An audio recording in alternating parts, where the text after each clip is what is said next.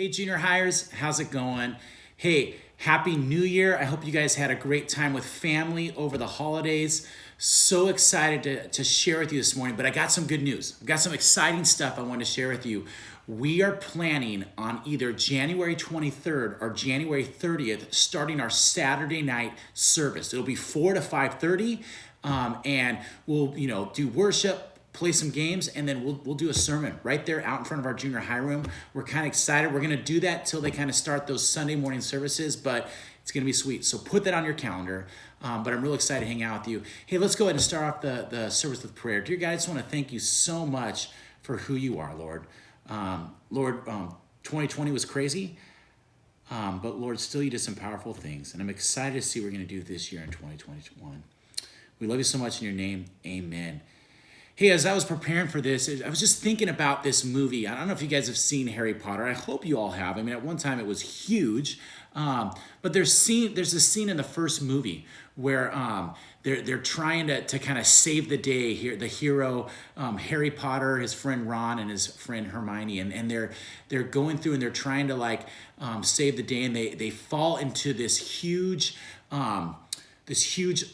roots weed plant, I guess you'd say. And what happens, they fall in it, it starts strangling them and choking them out.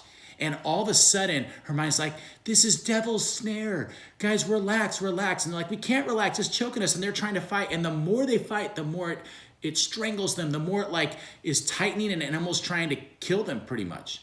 And Hermione, she all of a sudden disappears, and they're like, oh no, and they're worried they're gonna disappear, and finally you hear her yelling, I'm fine, just relax. And they're like, we can't relax, but Harry Potter relaxes. And it's crazy, the way this devil's snare works is, the more you fight, the more it's gonna kill you, but the less you fight, and when you finally give up, that's when you live. And I was thinking, there's things out there like that. Like the more you struggle, the worse it gets. I know that when I was a kid, there was these, they call them these Chinese finger traps, I guess you would say. And they would have this device where when you put your fingers in, if you tried to pull them out, the more you pulled, they would get stuck and the worse it is. But when you finally pushed in, relaxed it and all that, you could easily take your finger out. And it was also reminding me of when I was wrestling with my friend. He was a wrestler. I wasn't. I thought I was bigger and stronger, so I thought I could take him. And I'm wrestling him, and he's taking me out, and he gets me in this chokehold. And I don't know what to do. I'm freaking out. I'm thinking I'm gonna die, and I'm trying to punch him. I'm trying to hit him over again. He's in my ears whispering, "Give up, give up. If you give up, I won't choke you out. Give up." And I'm like, "No, I'm freaking out." And it wasn't till I gave up that finally he let me go. And as I was thinking through these things of doing the opposite, I was thinking that's kind of how God works in our lives. As we're trying to live for ourselves, as we're trying to do things on our own, and sometimes we're finding success in it, and it's crazy how we're doing things, but God's like, no, you need to live for me. And it's not till we give up and we surrender to him to where he finally says, now I can use you. And now you're okay. It reminds me of a story in Daniel. There's a story in Daniel chapter 4. King Nebuchadnezzar, he's the king of Babylon. They took over Jerusalem, and they even kidnapped or took with them all these Israelite kids. And Daniel was one of them. And then there's a story where this guy did crazy. He was cruel, crazy, but also powerful, and did some crazy, amazing things too in that realm. And there's this story in chapter 4 where he has a dream, and it's a frightening dream, and Daniel says, oh yeah, that's a dream where God says he's going to turn you into a wild beast unless you surrender to him. Give God the glory. And he's like, okay. And then it talks about, it's in Daniel 4. He's walking out, it says, and all this happened. It's in chapter 4 of 38 of Daniel. It says, all this happened to King Nebuchadnezzar 12 months later, after that dream, as the king was walking on the roof of the royal palace of Babylon, he said, is not this the great Babylon that I have built as my royal residence? By my mighty power and by the glory of myself, he totally exalted him and said, I am the man. And it said, poof, he turned into an animal. And he roamed around the earth for a while, for years and years as an animal. weird. I think we don't know, like maybe it was like there's this idea. I think there's a science behind it where you go insane kind of, and you think you're an animal, and that's what happened to Nebuchadnezzar. And it wasn't until he finally looked up to heaven and gave God the praise and kind of said, okay, I'm nothing. And he surrendered.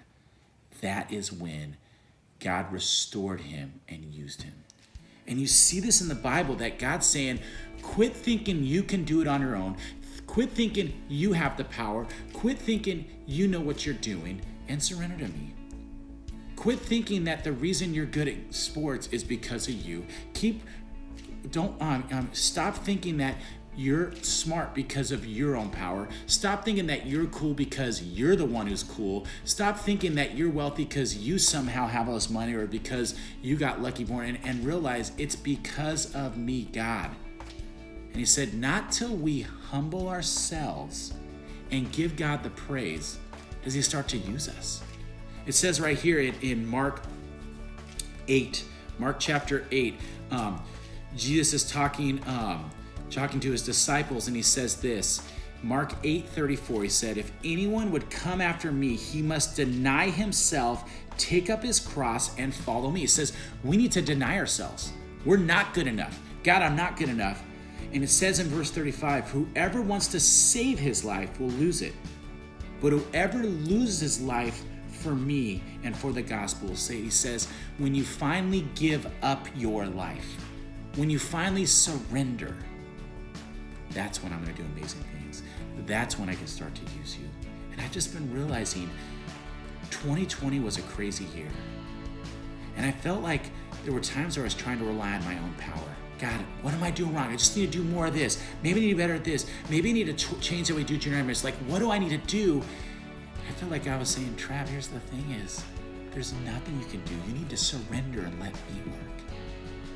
And so my challenge today, just real quick, just want to remind you is, what if 2020 was the year that God says, it's time for you to surrender. Give me the glory and watch what I do. Watch me do powerful and amazing things in your life. But are you willing to say, God, I give up. I'm trying on my own, but I'm just going to give up. I'm finally saying, God, it's you. It's you. I'm just going to follow you. And instead of worrying about everything being perfect, instead of worrying about, man, but I just want to have my normal life back, what if we just decide to say, I'm going to surrender? And what if 2021 is the year of surrendering to God, saying, God, I give up. You're in control. Just do it. Let's do it together. And I want to serve you. Listen, 2021, I hope and pray it's better than 2020. But I do think God's saying it's time for us to start to surrender. Dear God, I just want to thank you for these students, Lord. And I don't know what you're trying to do in our lives, Lord, but I do know that you can't do anything till we give up. Till we give up control, we give up our pride, we give up our things that we're comfortable with, and say, God, take it. I want you into control. I want you in control of my life, Lord. Would you help us surrender? We love you so much in your name.